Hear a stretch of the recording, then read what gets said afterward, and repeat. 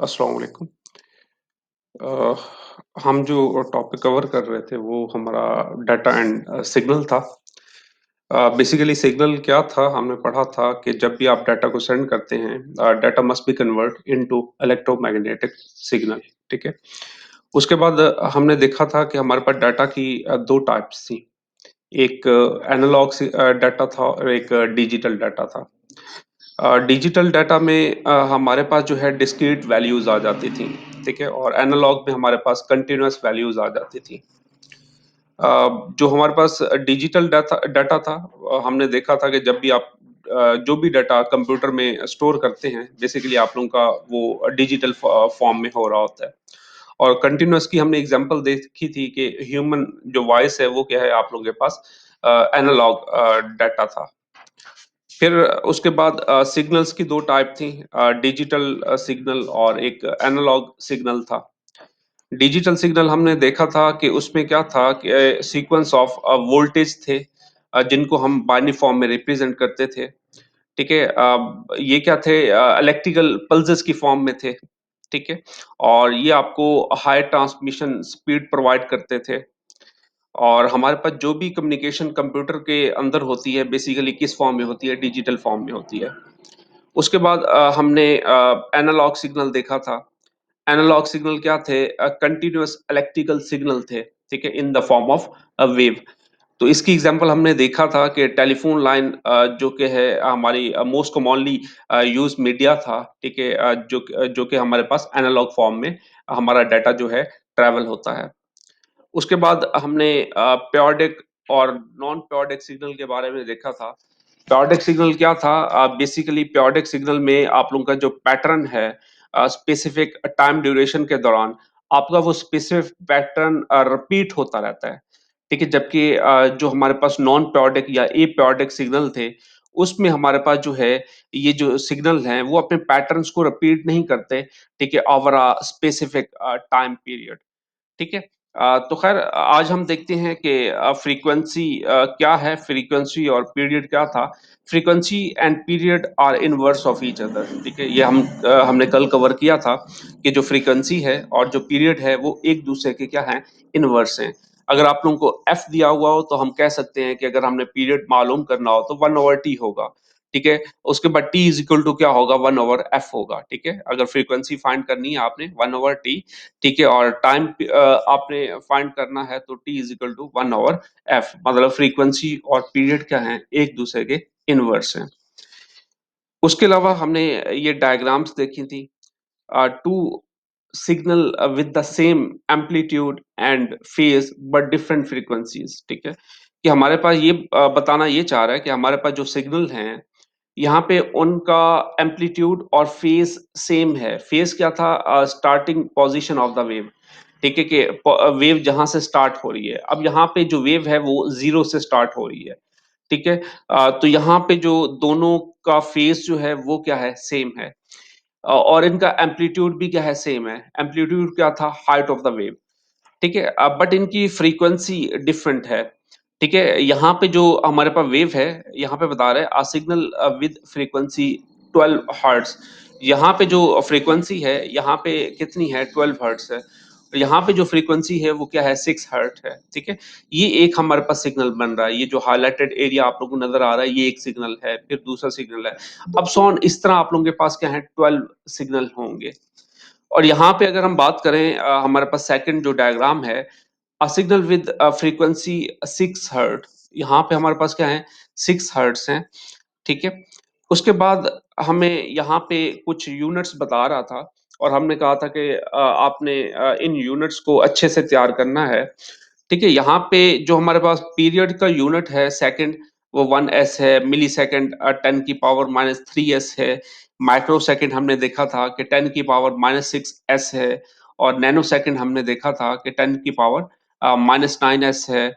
तो pico second 10⁻⁻12s है। तो आपने क्या करना है, इनको याद रखना है। ठीक है, पहले सेकंड, फिर मिली सेकंड आता है, फिर माइक्रो, फिर नैनो और फिर क्या आता है, पिको सेकंड आता है। इसी तरह फ्रीक्वेंसी की बात करें तो पहले हर्ट्स आएगा, फिर किलो हर्ट्स आएगा, फिर मेगा हर्ट्स आएगा, फिर गीगा हर्ट्स आएगा, फिर टेरा हर्ट्ज आएगा। ठीक है, उसी तरह। ठीक है? 1 हर्ट्ज़ है, फिर किलो है तो 10 की पावर 3 है, मेगा है तो 10 की पावर 6 है। तो आपने क्या करना है, इनको यूनिट्स को याद रखना है, ठीक है? अब इन्हीं को फॉलो करते हुए हमारे पास कुछ क्वेश्चंस थे, हम उनको रिपीट कर रहे हैं। तो यहाँ पे ये बता रहा है कि the power we use at home has frequency 60 hertz, ठीक है? कि जो हम पावर हम यूज़ कर रहे हैं घर में, ठीक है? उनकी फ्रीक्वेंसी क्या है, 60 हर्ट्ज़ है। The period of this sine wave can be determined as. अब हमने क्या करना है, हमने पीरियड मालूम करना है। अभी हमने फार्मूला देखा था, फ्रीक्वेंसी और period are inverse of each other, ठीक है? अगर जो है आप लोगों को फ्रीक्वेंसी दी गई हो और हमने पीरियड मालूम करना हो तो वो क्या होगा, T is equal to 1/f होगा, ठीक है? अब यहाँ पे देखिए हमारे पास जो पीरियड है वो क्या है, T is equal to 1/f, ठीक है? अब यहाँ पे जो है देखें, अब हमें क्या दिया हुआ था, 60 हर्ट्ज दिया हुआ था, ठीक है? हमने क्या किया है, उसमें फ्रीक्वेंसी में वो वैल्यू पुट कर दी, ठीक है? 1/f था तो हमने क्या किया, 1/60 कर दिया। जब हम इसको डिवाइड करेंगे तो हमारे पास क्या आ जाएगा, ये सेकंड आ जाएंगे, ठीक है? क्योंकि हर्ट्ज दिए हुए थे, ज़ाहिर-सी बात है, अभी हमने देखा था, ठीक है? कि सेकंड और हर्ट्ज क्या हैं, इक्वल हैं, ठीक है? अब हमें ज़ाहिर-सी बात है, अगर हर्ट्ज दिए हुए थे तो हमारे पास जो जवाब आएगा, ठीक है? जो कि हमने पीरियड मालूम कर रहे हैं, वो किसमें आएगा, हमारे पास सेकंड में आएगा। उसके बाद अगर हमें कहता है कि भई आपने साथ जो है मिलीसेकंड भी मालूम करने हैं, या फिर आपको कहता है कि माइक्रो सेकंड भी आपने मालूम करने हैं, देन आप लोगों को इनकी वैल्यूज़ याद होनी चाहिए, ठीक है? मिलीसेकंड की जो वैल्यू है, वो 10 की पावर -3 है, ठीक है? यहाँ पे अब हमारे पास क्या हो जाएगा, 10 की पावर 3 हो जाएगा, ठीक है? क्यों? क्योंकि हमारे पास जो है 1/60 था, ठीक है? जब हमने डिवाइड किया तो हमारे पास इस फॉर्म में वैल्यू आ रही है, ठीक है? इट्स मीन कि हमारे पास अगर यहाँ पे होता 1 ओवर, हम करते हैं 1/10 की पावर -3, ठीक है? 10 की पावर -3, जब हम इसको ऊपर लेके जाएँगे तो क्या हो जाएगा, 10 की पावर 3 मिलीसेकंड हो जाएगा, ठीक है? जब हम इनको कैलकुलेट करेंगे देन हमारे पास जो वैल्यू आएगी, 16.6 मिलीसेकंड हमारे पास वैल्यू आ जाएगी। उसके बाद एक सेकंड एग्ज़ाम्पल थी, यहाँ पे बता रहा है the period of a signal is 100 millisecond. हमें अब यहाँ पे उसने पीरियड दिया हुआ है और यहाँ पे हमें मालूम करना है फ्रीक्वेंसी इन किलोहर्ट्ज़, ठीक है? कि इसने हमें सिग्नल दिया हुआ है मिलीसेकंड में और जो हमें फ्रीक्वेंसी मालूम करनी है वो किलोहर्ट्ज़ में मालूम करनी है। तो सबसे पहले हमें जो 100 मिलीसेकंड है, इसको हमने क्या करना है, सेकंड में कन्वर्ट करना है, ठीक है? देन हम क्या करेंगे, यहाँ पे किलोहर्ट्ज़ को मालूम करेंगे। तो सबसे पहले आपने क्या करना है, 100 मिलीसेकंड को जो है 1 सेकंड में जो है सेकंड में आपने क्या करना है, कन्वर्ट करना है। यहाँ पे देखिए वही बात बता रहा है। First we change 100 millisecond to second, ठीक है? कि आपने क्या करना है, 100 मिलीसेकंड को आपने क्या करना है, सेकंड में कन्वर्ट करना है। 1 मिनट।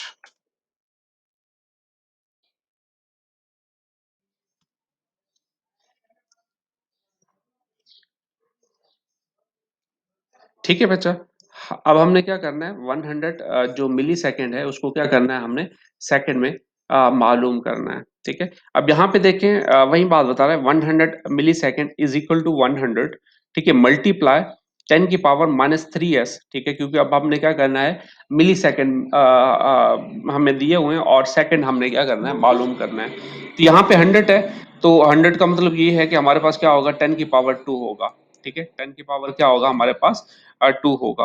और जब 10 की पावर 2 मल्टीप्लाई जो 10 की पावर हमारे पास जो है -3, ठीक है? जब हम इनको मल्टीप्लाई करेंगे तो ज़ाहिर-सी बात है, तो -3 में से हमारे पास जो 2 जाएगा तो हमारे पास क्या बच जाएगा, 10 की पावर -1 हो जाएगा, ठीक है? तो इस तरह हमने क्या किया, सेकंड मालूम कर लिए। अब हमने क्या करना है यहाँ पे, ठीक है? 10 की पावर ये 100 है तो 100 क्या होता है, 10 की पावर 2 होता है, ठीक है? 10 की पावर यहाँ पे 2 होगा। तो 10 की पावर 2, ठीक है, -3, ठीक है? तो हमारे पास क्या बचेगा, 10 की पावर -1 बचेगा और ये हमारे पास सेकंड में कन्वर्ट हो जाएगा, ठीक है? उसके बाद अब हमने फ्रीक्वेंसी मालूम करनी है, जो कि हमने मालूम करना था किलोहर्ट्ज़ में। Frequency is equal to 1/t, ठीक है? हमने पढ़ा था कि हमारे पास पीरियड और जो फ्रीक्वेंसी है are inverse of each other. तो अब हमने ज़ाहिर-सी बात है, टाइम पीरियड हमारे पास जो है क्या है, वो 10⁻⁻1 है, ठीक है, ये अभी हमारे पास आया है, ठीक है। तो जब हम इसको ऊपर लेके जाएंगे तो हमारे पास क्या हो जाएगा, 10 हर्ट्स हो जाएंगे। अब हमारे पास क्या है, 10 हर्ट्स मल्टीप्लाई, अब हमने किलो हर्ट्स में मालूम करना था, ठीक है, किस में मालूम करना था, किलो हर्ट्स में। तो यहाँ पे देखें हमारे पास 1/t है, ठीक है, 1/t, इट्स मीन कि अगर हम किलो हर्ट्ज की वैल्यू पुट करते हैं तो ये क्या होगा, 10⁻³ होगा। जब हम इसको ऊपर लेके जाएंगे तो हमारे पास क्या हो जाएगा, 10⁻³ किलो हर्ट्ज हो जाएगा, ठीक है, क्योंकि हम इसको ऊपर लेके गए हैं। तो अब हम जब इससे मल्टीप्लाई करेंगे, यहाँ पे 10⁻1 है, ठीक है, 1 - 3 इट्स मीन कि हमारे पास 10⁻² किलो हर्ट्ज आ रहा है, ठीक है। तो इस तरह आपने क्या करना है, इनकी वैल्यूज को कैलकुलेट करना है। उसके बाद हम फ्रीक्वेंसी के बारे में पढ़ रहे थे। Frequency is the rate of change with respect to time. Change in short span of time mean high frequency, ठीक है, कि यहाँ पे इसके कहने का मतलब ये है कि शॉर्ट स्पेन मीन के हमारी जो फ्रीक्वेंसी है, जो हमारी टाइम जो वेव होगी, ठीक है, वो बेसिकली फास्टली चेंज हो रही होगी, ठीक है। यहाँ पे उसके बाद सेकंड पॉइंट बता रहा है, चेंज ओवर लॉन्ग स्पेन, ठीक है, मतलब काफी डिस्टेंस के बाद जब हमारी फ्रीक्वेंसी चेंज होगी, इट्स मीन कि हमारी वो क्या है, लो फ्रीक्वेंसी है। अगर फास्टली चेंज हो रही है शॉर्ट स्पेन में, ठीक है, जो है टाइम ड्यूरेशन, कम टाइम ड्यूरेशन के दौरान चेंज हो रही है, इट्स मीन हमारी फ्रीक्वेंसी क्या होगी, हाई होगी, जो कि फास्टली चेंज हो रही होगी। और अगर हमारा डिस्टेंस से हमारी जो आप कह रहे हैं कि साइन वेव जो है चेंज हो रही है, तो इट्स मीन हमारे पास जो फ्रीक्वेंसी होगी वो क्या होगी, लो फ्रीक्वेंसी होगी। यहाँ पे बता रहा है, if signal does not change, अगर हमारा सिग्नल जो है does not change at all, ठीक है, हमारा सिग्नल चेंज नहीं होता, इट्स फ्रीक्वेंसी क्या होगी, उसकी फ्रीक्वेंसी जीरो होगी। इफ सिग्नल चेंज, ठीक है, अगर हमारा सिग्नल चेंज होता है, ठीक है, फास्टली चेंज हो रहा है, इट्स मीन कि हमारे पास जो फ्रीक्वेंसी है वो क्या आएगी, इनफाइनाइट होगी, ठीक है। अगर हमारा सिग्नल चेंज नहीं होता, ठीक है, तो हमारी फ्रीक्वेंसी जीरो होगी। अगर फ्रीक्वेंसी चेंज हो रही है तो फ्रीक्वेंसी क्या होगी, इनफाइनाइट होगी।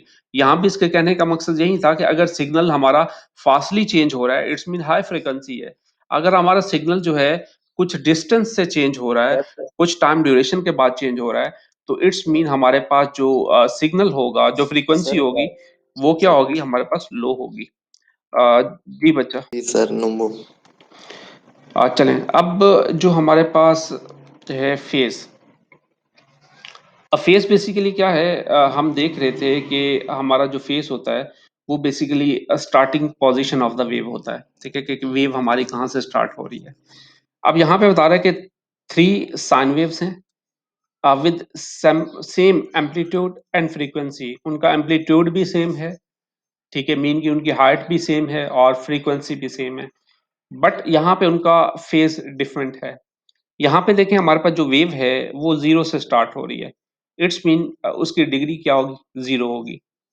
यहाँ पे देखें हमारी जो वेव है वो यहाँ से 90 से स्टार्ट हो रही है, ठीक है, तो इसकी डिग्री क्या होगी, 90। यहाँ पे जो हमारी वेव है वो 180 डिग्री से स्टार्ट हो रही है, ठीक है।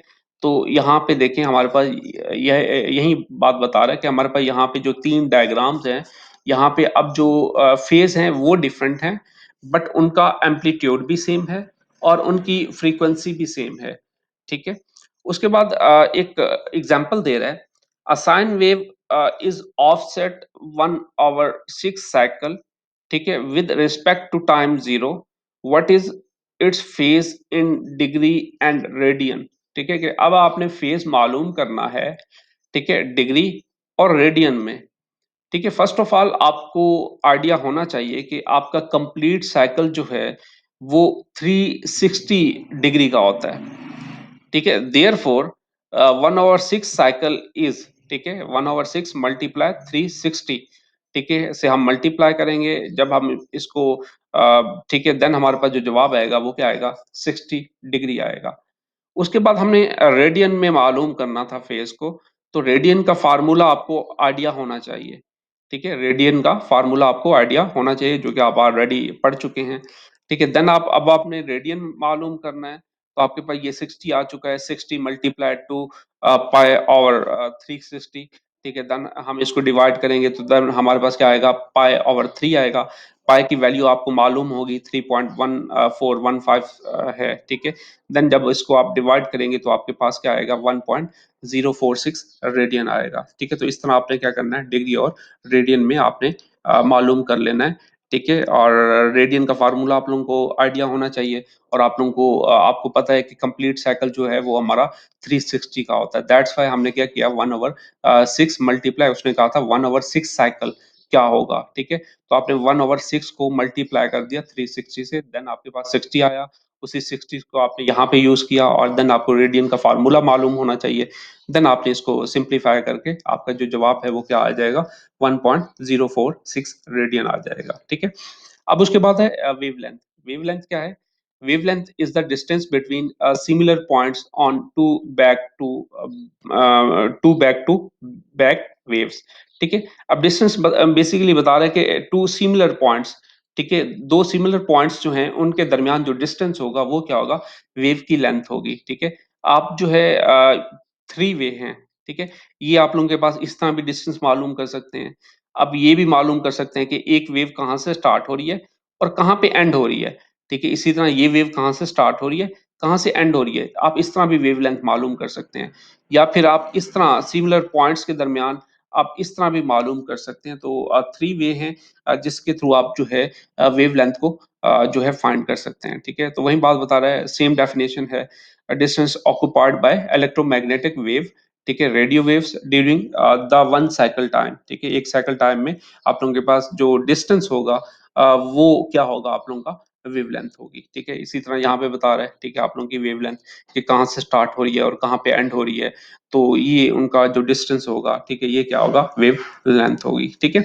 उसके बाद आप लोगों को बता रहे हैं कि time domain and frequency domain plots of the sign wave, ठीक है। कि अगर आप लोगों के पास टाइम डोमेन हो और फ्रीक्वेंसी डोमेन हो, उसको हम कैसे जो है प्लॉट करेंगे या कैसे हम रिप्रेजेंट करेंगे, ठीक है। यहाँ पे बता रहे हैं आप लोगों को, a complete sine wave in the time domain can represent by one single spike in the frequency domain, ठीक है। कि फ्रीक्वेंसी डोमेन में हम सिंगल स्पाइक के तौर पे रिप्रेजेंट करेंगे, जबकि हमारे पास टाइम ड्यूरेशन में हमारे पास जो है पूरी एक वेव किस तरह रिप्रेजेंट हो रही है, ठीक है, वेव्स की फॉर्म में हम लोग क्या करेंगे, उसको रिप्रेजेंट करेंगे, ठीक है। तो वही बात बता रहा है, a single wave in time domain, ठीक है, कि हमारे पास जो है पीक पॉइंट क्या है, 5 वोल्ट है, फ्रीक्वेंसी क्या है हमारे पास जो है 6 हर्ट है, ठीक है। हमने पढ़ा था कि फ्रीक्वेंसी हमारे पास हर्ट्स में आती है, और जो हमारे पास जो पीक पॉइंट होता है या एम्पलीट्यूड होता है वो हमारा वोल्ट की फॉर्म में होता है, ठीक है।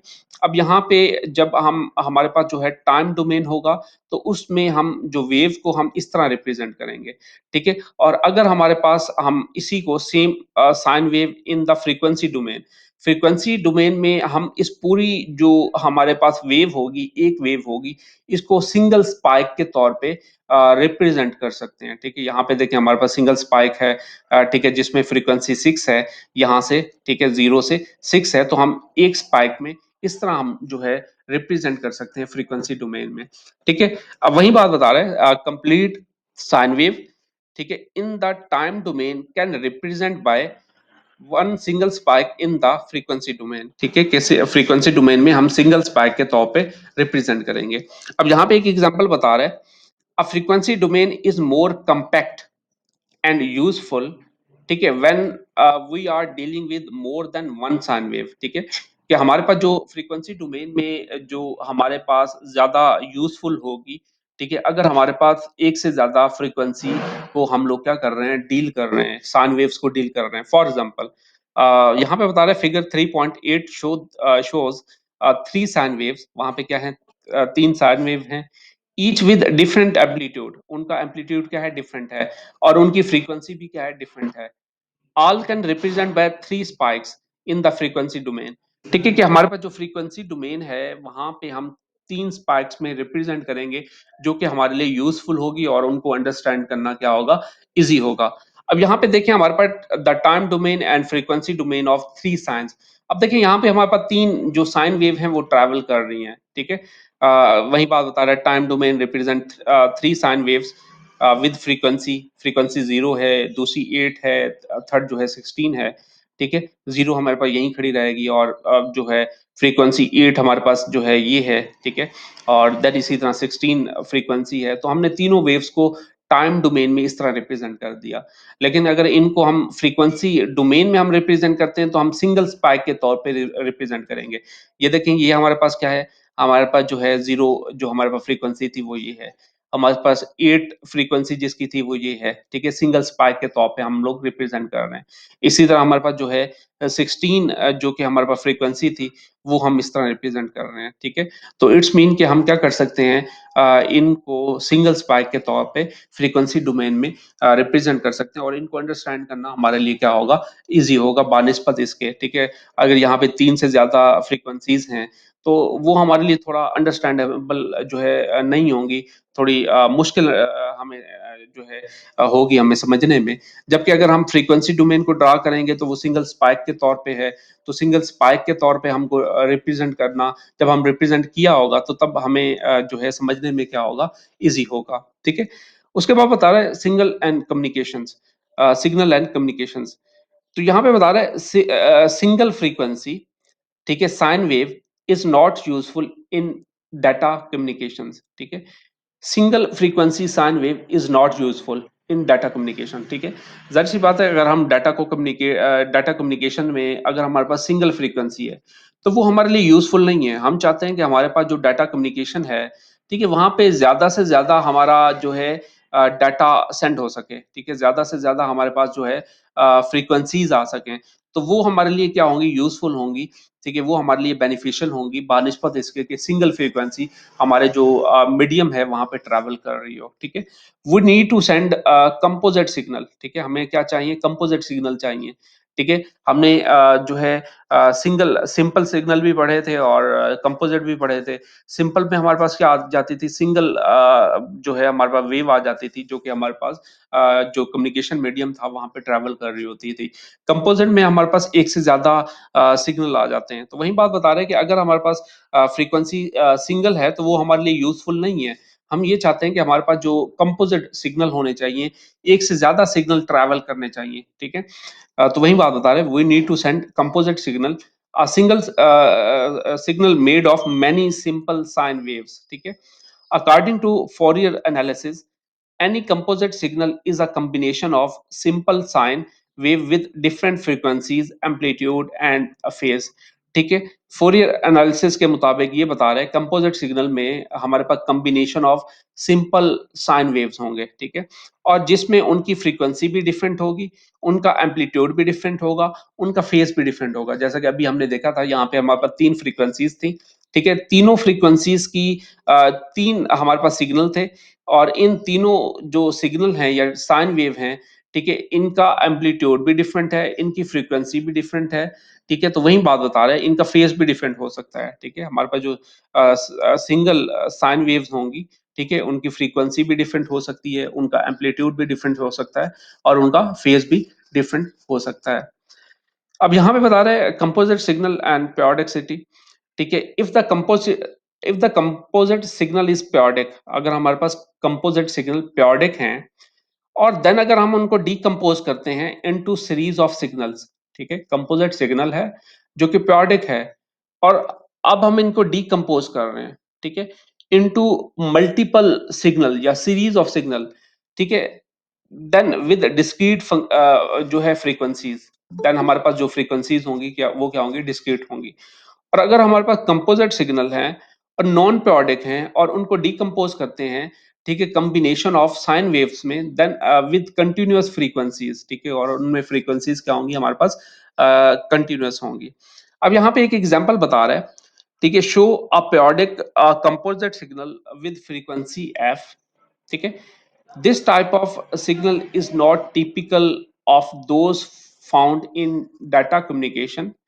We can consider it to be three alarm system, each with different frequency, ठीक है? 3 अलार्म सिस्टम है और उनकी फ्रीक्वेंसी क्या है, डिफरेंट है। The analysis of this signal can give us a good understanding of how to decompose signal, ठीक है? अब यहाँ पे हमारे पास कंपोजिट सिग्नल हैं जो कि हमारे पास एक ही हमारे पास जो है मीडियम है उस पे कंपोजिट सिग्नल क्या कर रहे हैं, ट्रैवल कर रहे हैं। तो यहाँ पे बता रहा था 3 अलार्म सिस्टम है विद ईच डिफरेंट फ्रीक्वेंसीज, और उनकी फ्रीक्वेंसीज क्या हैं, डिफरेंट हैं। ठीक है, तो ये हमारे पास कंपोजिट सिग्नल है। ठीक है, ये एक हो जाएगा, ये दूसरा हो जाएगा, ये थर्ड हो जाएगा। तो उन पे तीन तीन जो है हमारे पास जो सिग्नल हैं वो क्या कर रहे हैं, ट्रैवल कर रहे हैं। ठीक है, और इनको हम डिकम्पोज करते हैं तो वो ऐसे होगा, decompose of composite signal into time and frequency domain. ठीक है, अब हमारे पास जो है कंपोजिट सिग्नल थे, periodic सिग्नल थे। अगर हम इनको डिकम्पोज करते हैं, ठीक है, तो हमारे पास ये इस तरह होंगे। ठीक है, कि तीनों सिग्नल्स हैं जो कि इस तरह ट्रैवल कर रहे हैं। और अगर हम फ्रीक्वेंसी डोमेन में हम रिप्रेजेंट करते हैं, हमने पढ़ा था कि हमारे पास क्या होगा, सिंगल स्पाइक होगा। सिंगल स्पाइक में हम लोग रिप्रेजेंट कर सकते हैं। ठीक है, तो इस तरह हम लोग क्या कर सकते हैं, रिप्रेजेंट कर सकते हैं। ठीक है, ये एफ है, 3F है, फिर 9F है। तो इस तरह हम लोग क्या कर सकते हैं, इनको रिप्रेजेंट कर सकते हैं। ठीक है, तो उसके बाद हमें बता रहे हैं एक दूसरी एग्जांपल है, show non periodic composite signal. It can be signal created by microphone or telephone set when a word or two is pronounced. In this case, the composite signal cannot be periodic because that implies that we are repeating the same word or words with exactly the same tune. ठीक है, कि हमारे पास जो word हैं, ठीक है, वो repeat same word को क्या कर रहे हैं, रिपीट कर रहे हैं। या हमारे पास वर्ड हो सकते हैं विद एग्जैक्टली सेम ट्यून। ठीक है, हमारे पास ट्यून जो है उनकी सेम है, और वर्ड या काफी सारे वर्ड हैं उनको हम रिप्रेजेंट कर रहे हैं। और यहाँ पे जो है नॉन periodic है, नॉन periodic कंपोजिट सिग्नल। और हमने नॉन periodic सिग्नल के बारे में पढ़ा था कि हमारे पास जो पैटर्न है, ठीक है, वो रिपीट नहीं होता, पैटर्न जो है वो चेंज होता रहता है। तो यहाँ पे टाइम जो डोमेन होगा उसमें हम इस तरह रिप्रेजेंट करेंगे कि हमारे पास जो पैटर्न है वो चेंज हो रहा है, जो भी हमें हमारे पास टाइम ड्यूरेशन दिया हुआ है। और यहाँ पे फ्रीक्वेंसी डोमेन में हम इस तरह रिप्रेजेंट करेंगे। ठीक है, सिंगल स्पाइक के तौर पे हम लोग रिप्रेजेंट करेंगे कि इसमें अगर नॉन periodic सिग्नल हैं और उनकी फ्रीक्वेंसी डोमेन को हम लोग क्या कर रहे हैं, रिप्रेजेंट कर रहे हैं। अब उसके बाद आ जाता है bandwidth and the signal frequency. अब बैंडविड्थ क्या था, ठीक है, हमने पढ़ा था टोटल अमाउंट ऑफ डाटा जो है हम एक स्पेसिफिक टाइम ड्यूरेशन के दौरान जब हम सेंड करते हैं तो वो क्या है, बैंडविड्थ है। तो वही बात बता रहे, bandwidth is about throughput in network. Bandwidth refer to how much digital information we can send or receive across the connection in a certain amount of time। एक specific time duration के दौरान कितना हमारा डाटा जो है वो send हो रहा है, कितना डाटा हम सेंड और रिसीव कर सकते हैं। तो ये क्या होगा, हमारे पास बैंडविड्थ होगी। Sometime it is called data transfer rate, इसको हम डाटा ट्रांसफर रेट भी कह सकते हैं। ठीक है, अब बैंडविड्थ को मालूम करना हो तो वो कैसे करेंगे। ठीक है, यहाँ पे बता रहा है bandwidth of composite signal is the difference between highest and the low frequencies contain, ठीक है, इन दैट सिग्नल। अब अगर हमें कंपोजिट सिग्नल की बैंडविड्थ मालूम करनी हो, ठीक है, तो वो हम कैसे करेंगे, difference between highest and lowest frequencies. अब यहाँ पे वो एग्जांपल बताएगा हमें। ठीक है, यहाँ पे एक डायग्राम बता रहा है the bandwidth of the periodic and non periodic composite signal. हमें सिग्नल दिए हुए हैं, जो हमारे पास लो सिग्नल है वो क्या है, हमारे पास फ्रीक्वेंसी जो है वो क्या है, 1000 जो है हमारे पास फ्रीक्वेंसी है। और जो हाई फ्रीक्वेंसी क्या है हमारे पास 5000 है। अब हमने बैंडविड्थ मालूम करनी है। बैंडविड्थ क्या था फार्मूला, हाई और लो का डिफरेंस। अब हाई में से हमने क्या कर दिया, लो को माइनस कर दिया, और हमारे पास जो बैंडविड्थ आ जाएगी वो 4000 हर्ट्स आ जाएगी। ठीक है, इसी तरह नॉन periodic सिग्नल की यहाँ पे भी वही सेम डायग्राम है। इस तरह हम लोग क्या कर सकते हैं, इनको रिप्रेजेंट कर सकते हैं। अब एक एग्जाम्पल दे रहा है। ठीक है, बस हमारा चैप्टर जो है एंड होने वाला है।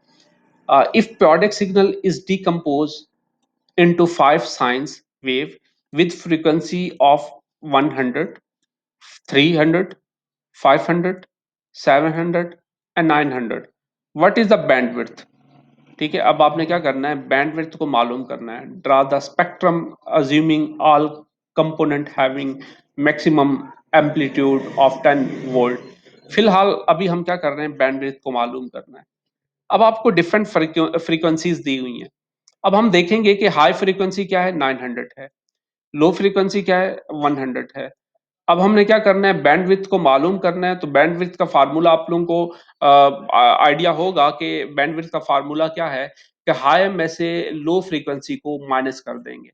तो हम ये वही बात बता रहे हैं, F H be the highest frequency, f1 is the lowest frequency and b क्या है, bandwidth है। b is equal to fh minus f1 is equal to high क्या है 900 माइनस जो लो है वो क्या है 100 थी। तो हमने इनको माइनस किया और हमारे पास 800 हर्ट्स आ रही है जो कि बैंडविड्थ है। इसी तरह एक और बल्कि डायग्राम यहाँ पे बता रहा है, ठीक है, 100 फ्रीक्वेंसी थी, 300 थी, 500 थी, ठीक है, और 700 थी और 900 थी, ठीक है। अब हमने क्या किया, बैंडविड्थ को मालूम किया, 900 में से 100 को माइनस किया और हमारे पास जो बैंडविड्थ आ रही है वो 800 हर्ट्ज आ रही है। उसके बाद एक और एग्जांपल है, हमें बता रहा है a periodic signal has bandwidth. अब यहाँ पे उसने बैंडविड्थ दी हुई है आप लोगों को, ठीक है, और यहाँ पे एक हाईएस्ट फ्रीक्वेंसी भी दी हुई है। अब यहाँ पे बता रहा है कि what is the lowest frequency. अब लोएस्ट फ्रीक्वेंसी क्या होगी, अभी हम बैंडविड्थ को ही मालूम कर रहे हैं, वही बात बता रहे हैं, एच क्या है, एफ एच क्या है, हाईएस्ट फ्रीक्वेंसी है, एफ वन जो है लोएस्ट फ्रीक्वेंसी, बी क्या है, बैंडविड्थ है। फार्मूला लिख लेंगे, उसके बाद हम वैल्यूज पुट कर देंगे। बैंडविड्थ की जो वैल्यू इसने दी हुई थी 20 हर्ट्ज था, 20 हमने पुट कर लिया, और आपको हाईएस्ट फ्रीक्वेंसी की वैल्यू 60 दी हुई थी, 60 पुट कर दिया, माइनस f1। अब हमने लोएस्ट फ्रीक्वेंसी को फाइंड करना था, ठीक है। अब अब f1 को हम वहां पे लेके जाएंगे, 60 माइनस 20 हो जाएगा, तो लो फ्रीक्वेंसी क्या होगी हमारे पास, 40 हर्ट्ज आ जाएगी, ठीक है। तो इस तरह आपने क्या करना है, मालूम करना है। उसी तरह इसने ग्राफ दे दिया है 60 और 40, और आपने क्या कर लिया, इसको मालूम कर लिया। एक और डायग्राम, एक और एग्जांपल बता रहा है, a non periodic composite signal has bandwidth 200। आपको यहाँ पे बैंडविड्थ दे दी है, ठीक है, जिसकी बैंडविड्थ क्या है, 200 है, किलोहर्ट्ज है, विद मिडल फ्रीक्वेंसी 140 किलोहर्ट्ज। अब यहाँ पे आपको दो चीजें दी है, बैंडविड्थ दी है और मिडल फ्रीक्वेंसी दी है। अब आपको लो भी नहीं दी और हाई फ्रीक्वेंसी भी नहीं दी, एंड पीक एम्पलीट्यूड क्या है, 20 वोल्ट है, जो उसका पीक जो पॉइंट है, पीक एम्पलीट्यूड है वो 20 वोल्ट है, ठीक है। The two extreme frequencies have an amplitude zero, ठीक है, क्योंकि कंपोजिट है और कंपोजिट की बात कर रहा है, तो कंपोजिट में हमारे पास जो एक जो फ्रीक्वेंसी है उसका एम्पलीट्यूड 20 वोल्ट है, और बाकी जो दो हमारे पास फ्रीक्वेंसीज हैं उनका एम्पलीट्यूड क्या है, जीरो है, ठीक है। Draw the frequency domain of the signal. अब हमने यहाँ पे ड्रा करना है कि इसको फ्रीक्वेंसी डोमेन सिग्नल को ड्रा करना है, ठीक है। उसने बता दिया है कि हमारे पास जो एम्पलीट्यूड है वो 20 वोल्ट है और बैंडविड्थ 20 है और मिडल हमें 140 दिया हुआ है। तो जाहिर सी बात है, हमें अब लो फ्रीक्वेंसी को भी फाइंड करना है और लो के साथ साथ जो है हमें हाई फ्रीक्वेंसी को भी मालूम करना है। अब यहाँ पे बता रहा है कि लो फ्रीक्वेंसी मस्ट बी 40, ठीक है। अब यहाँ पे देखिए हमें 140 मिडल दिया हुआ है, तो इट्स मीन कि हमारे पास बैंडविड्थ क्या आना चाहिए, 200 आनी चाहिए। तो अब हमें खुद आइडिया लगाना चाहिए यार, हमें मिडल तो ये है, इट्स मीन कि जो वैल्यू है वो 140 से ऊपर होनी चाहिए, और जब हम उनका डिफरेंस कैलकुलेट करें तो बैंडविड्थ 200 आनी चाहिए। इट्स मीन कि अगर हम हाई फ्रीक्वेंसी 240 कर लेते हैं, ठीक है, 240 कर लेते हैं, और अगर हम 240 को माइनस करते हैं किससे, 40 से, तो हमारे पास जो बैंडविड्थ आती है वो क्या आती है, 200 आती है। तो वही बात बता रहा है, lowest frequency must be 40 kilohertz and highest जो हमारे पास फ्रीक्वेंसी होगी वो 240 किलोहर्ट्ज होगा। देन जब हम इनका डिफरेंस कैलकुलेट करेंगे तो हमारे पास 200 बैंडविड्थ आ जाएगी। अब हमें ड्रा क्या करना है, ड्रा फ्रीक्वेंसी डोमेन। अब देखिए, अब हमने फ्रीक्वेंसी डोमेन को ड्रा कर दिया, जिसमें जो वोल्ट था वो क्या था, जो एम्पलीट्यूड था वो 20 वोल्ट था। एक्सपोज करना है इसको। जी बच्चा, सर इसको एक्सपोज करना है खुद से। इस चीज को, ठीक है बच्चा। अब वही बात बता रहा है कि अब हमें मिडल फ्रीक्वेंसी भी दी हुई थी और हमारे पास जो एम्पलीट्यूड था वो बेसिकली क्या था, जो 20 वोल्ट था, ठीक है। अब यहाँ पे देखें, अब यहाँ पे हमने इसको फॉलो करते हुए और लो फ्रीक्वेंसी और हाई फ्रीक्वेंसी को मालूम करते हुए उसने कहा था फ्रीक्वेंसी डोमेन होनी चाहिए, इट्स मीन हमारे पास एक ही स्पाइक बनेगा। अब यहाँ पे देखें हमारे पास लो फ्रीक्वेंसी 40 है और हाई फ्रीक्वेंसी क्या है 240 है और मिड वाली क्या है 140 है।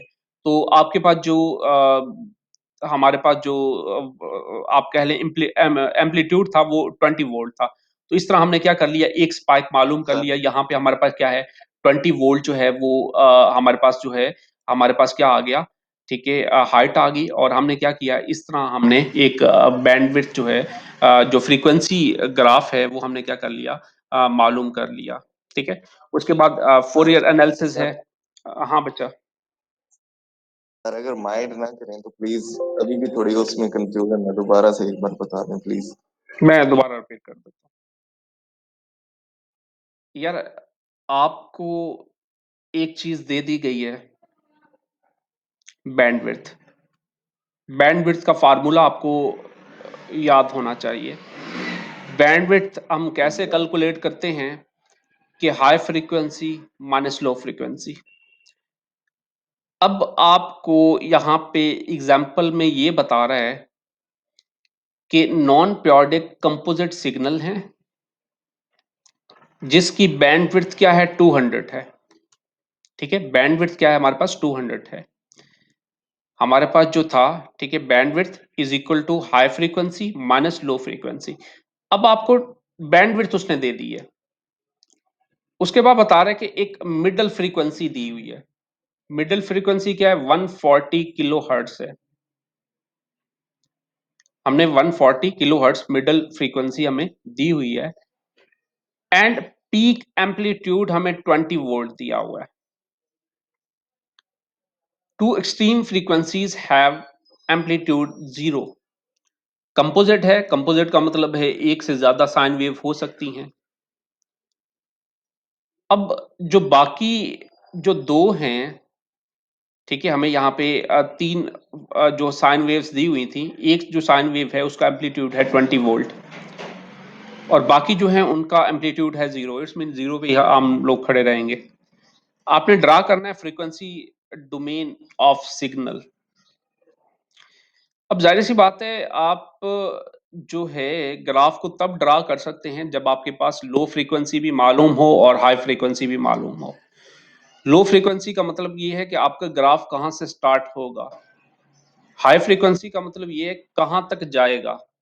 जब तक आपके पास लिमिटेशंस नहीं होंगी आप ग्राफ को ड्रा नहीं कर सकते। उसने दो चीजें दी हैं, हाई फ्रीक्वेंसी भी दे दी है आपको, ठीक है, सॉरी, मिडिल फ्रीक्वेंसी भी दे दी है और बैंडविड्थ भी दे दी है। अब बैंडविड्थ आपको मालूम है, बैंडविड्थ आपकी 200 है। ठीक है, और बैंडविड्थ हम मालूम कैसे करते हैं, हाई में से लो को माइनस करते हैं। अब आपको एक चीज दे दी है, बैंडविड्थ दे दी है, इट्स मीन आपने इसी को अंदाजा लगाते हुए आपने ये देखना है कि आपकी 200 बैंडविड्थ कैसे आ सकती है। और साथ उसने वैल्यू दे दी है मिडल की, मिडल है 140।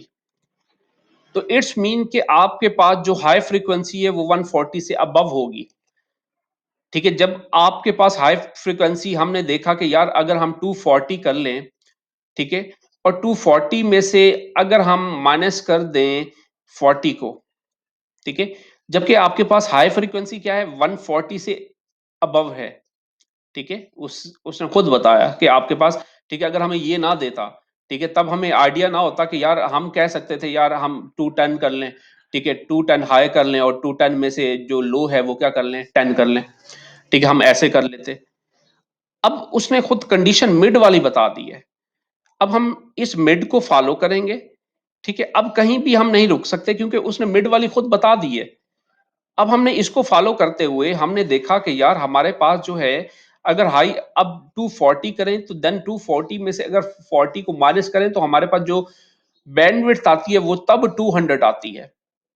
ठीक है, तब क्या आती है 200 आती है। तो आपने इस चीज को फॉलो करते हुए, मिड फ्रीक्वेंसी को फॉलो करते हुए आपने लो और हाई फ्रीक्वेंसी को फाइंड किया। आप कहते हैं कि आपकी लो फ्रीक्वेंसी 40 होगी, मस्ट बी 40 किलो हर्ट्स होगी, और हाई क्या होगी हमारे पास 240 किलो हर्ट्स होगा। अब आपने इनको जो है देखते हुए अब आपने ग्राफ को ड्रा करना है। ग्राफ कौन सा ड्रा करना है, फ्रीक्वेंसी डोमेन ड्रा करना है, ठीक है, ऑफ सिग्नल। अब यहाँ पे देखें आपके पास जो लो फ्रीक्वेंसी है वो 40 किलोहर्ट्ज है और हाई फ्रीक्वेंसी आपके पास 240 है और मिड क्या था आपके पास 140 किलोहर्ट्ज था। आपने इसको फॉलो करते हुए और आपके पास जो हाइट थी, हाइट क्या थी 20 वोल्ट था, ठीक है, एम्पलीट्यूड क्या था आपके पास 20 वोल्ट था। तो इसलिए आपने क्या किया यहाँ पे मिड में आप जो है इसको जो है आपने क्या कर दिया यहाँ पे ड्रा कर दिया कि आपका एम्पलीट्यूड क्या है 20 वोल्ट है और आपने इस तरह आपने एक स्पाइक को रिप्रेजेंट कर दिया और उसकी बैंडविड्थ को आपने क्या कर दिया, रिप्रेजेंट कर दिया। उसके बाद हमारे पास है फोरियर एनालिसिस। फोरियर एनालिसिस के बारे में अभी हमने पढ़ा था। फोरियर एनालिसिस हमें ये बताता है एक टूल है, ठीक है, that change the time domain signal to frequency domain signal and vice versa. इसके कहने का मकसद ये है कि ऐसा टूल फोरियर एनालिसिस में एक ऐसा टूल आता है जो क्या करता है, चेंज करता है टाइम डोमेन सिग्नल को फ्रीक्वेंसी डोमेन में और फ्रीक्वेंसी डोमेन सिग्नल को टाइम डोमेन सिग्नल में कन्वर्ट करता है, ठीक है, मीन कि ऐसा टूल, ठीक है, टाइम डोमेन दिया हुआ हो तो आपको फ्रीक्वेंसी डोमेन में कन्वर्ट करके दे देता है, फ्रीक्वेंसी डोमेन सिग्नल दिए हुए हैं तो आपको टाइम डोमेन सिग्नल में कन्वर्ट करके दे देता है, तो दैट इज कॉल्ड क्या होगा, फोरियर एनालिसिस। फोरियर सीरीज क्या होगा, सीरीज का मतलब ये है कि एक से ज्यादा आपकी साइन वेव्स, ठीक है, every composite periodic signal can be represent with a series of sine and cosine, ठीक है, सीरीज का मतलब क्या है, एक से ज्यादा, ठीक है, तो वही बात बता रहे हैं, every composite periodic signal can be represent, उनको हम रिप्रेजेंट कर सकते हैं series of science and cosines functions, ठीक है, कि हमारे पास सीरीज ऑफ साइंस होंगे। अभी हमने कंपोजिट सिग्नल्स को देखा था कि हमारे पास जो कंपोजिट जो है सिग्नल में क्या था कि हमारे पास सीरीज ऑफ साइन वेव्स थी। उसके बाद है फोरियर ट्रांसफॉर्म। ट्रांसफॉर्म का क्या मतलब है, कन्वर्ट करना। Fourier transform give the frequency domain of non product time domain signal, ठीक है, कि हमारे पास जो है फ्रीक्वेंसी, ठीक है, फोरियर ट्रांसफॉर्म क्या कर रहा है, गिव्स द फ्रीक्वेंसी डोमेन, ठीक है, हमें फ्रीक्वेंसी डोमेन दे रहा है of non product time domain signals की। अभी हमने देखा था कि फोरियर जो हमारे पास एनालिसिस था वो क्या कर रहा था, हमारा कन्वर्ट कर रहा था टाइम डोमेन सिग्नल को फ्रीक्वेंसी डोमेन में और फ्रीक्वेंसी डोमेन को हमारा क्या कर रहा था, कन्वर्ट कर रहा था किस में, हमारे पास जो टाइम डोमेन में, ठीक है। तो ये बेसिकली हमारे पास डिफरेंस था, ठीक है। आई होप कि आप लोगों को ये तमाम चीजें क्लियर हो चुकी होंगी। अगर फिर भी कोई मसला है तो आप लोग पूछ सकते हैं।